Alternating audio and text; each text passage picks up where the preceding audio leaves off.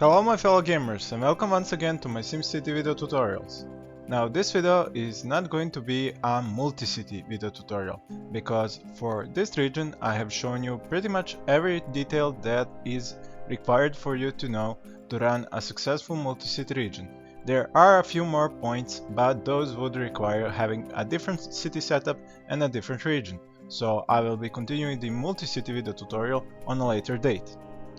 For now, I'll be concentrating on something that seems to be a problem for a lot of mayors, or should I say SimCity players, who are trying to make successful gambling and tourism cities.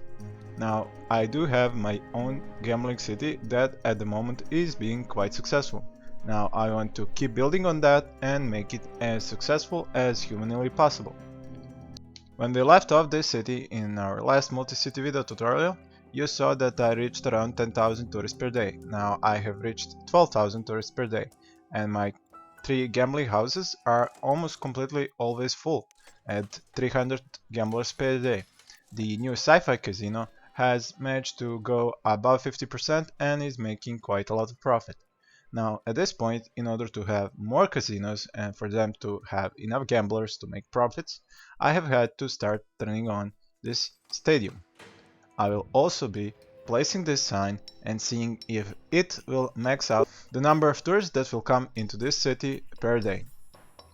Once I secure a steady stream of new tourists, I can then see about making a new casino.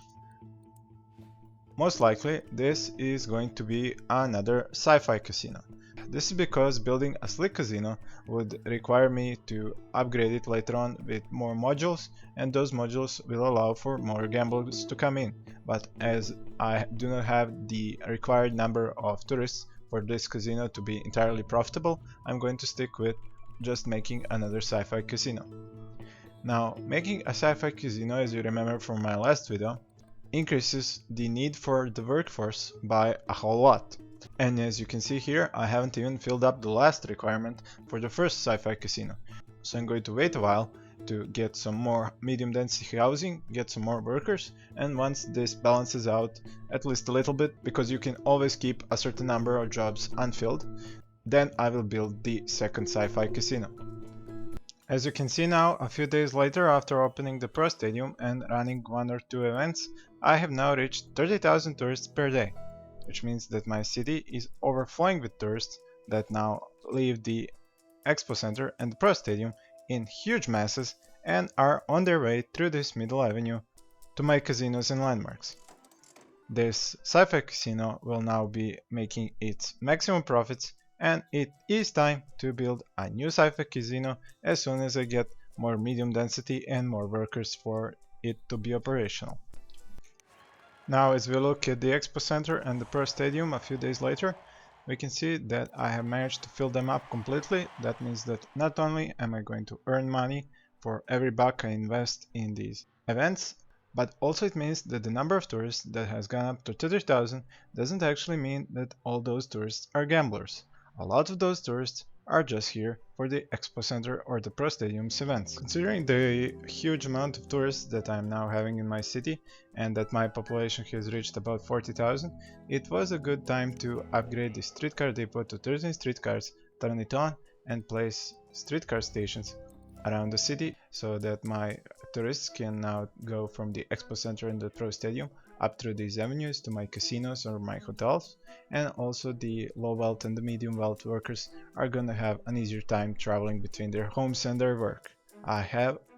avoided placing any streetcar stations close to the high wealth because they are on the fringes, on the outer sides of the zones, and therefore are not gonna have problems with their land value being reduced by there being streetcars close to them. I have also increased the number of buses in my city, but mostly shuttle buses, because I don't wish to have too many municipal buses which are going to spawn in other cities as well and block those cities' traffic. I have also turned on the remaining 2 train stations that I have kept turned off up until now, because I want to switch from people exiting or entering my cities with taxis to entering and exiting my cities through the passenger train station, which means that they are most often going to walk from or to the passenger train station and reduce the overall number of taxis in my cities and also reduce the amount of tourists going through the bus or the streetcar networks. I have plopped the Slick Casino as I have now reached the maximum amount profits that I could gain with 2 sci-fi casinos and 3 gambling halls. Now, as soon as this Slick Casino gets enough workers, which I have made sure to have enough by upgrading lots of these streets to medium density, and as you can see, once again I have around the same number of unfilled jobs, which seems to be okay for a gambling city because they work in such shifts that even though it says that I have a lot of unfilled jobs, which are mostly jobs that are required to fill a casino to full workforce and not just the minimum, it seems to be an okay number to have a shortage of. I'm going to mod the flashy casino sign onto the Slick Casino. The interesting thing is when you look at the hourly price of these two signs, you can see that one costs 1000 per hour, the other one 100, but they both bring in the same amount of new tourists. Now, is this just some bug or something that the developers forgot to change? I don't know, but it's a no-brainer which one you're going to use.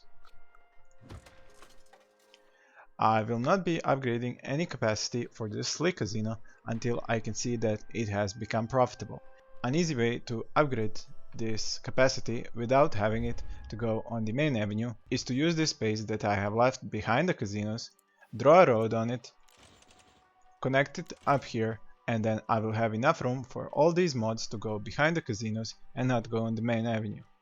Since the tourists do not actually go into the modded parts of the casinos, but at the casino's entrance, you don't have to worry about those mods being close to any place that tourists can reach. You're not actually going to increase the number of tourists in your city just by increasing the number of transportation hubs that they can use. Those numbers are going to stay constant, but the numbers of tourists using different modes of transportations are gonna get redistributed. Because I have turned on these 2 passenger train stations, now more tourists are going to use those and reduce the strain on my buses and reduce the number of taxis that are coming in or out of my city. As the need for medium wealth workers has risen sharply, I have also had to change some of the land value in my city, and I have added a few parks to extend the medium land value to this part here, and took a part of the low land value and turned it into medium over here, so that I could have enough medium wealth workers without actually having to go to high density. I have though increased to high density on this place here because I ran out of places to get more high wealth workers and therefore had to go high density because of them. The Slick Casino took very little time to get filled up completely full to capacity, which means at this point I can start adding mods and see just how much money can this Slick Casino bring in before I need another one. But I will leave this for the next video. Thank you for watching and stay tuned to my channel.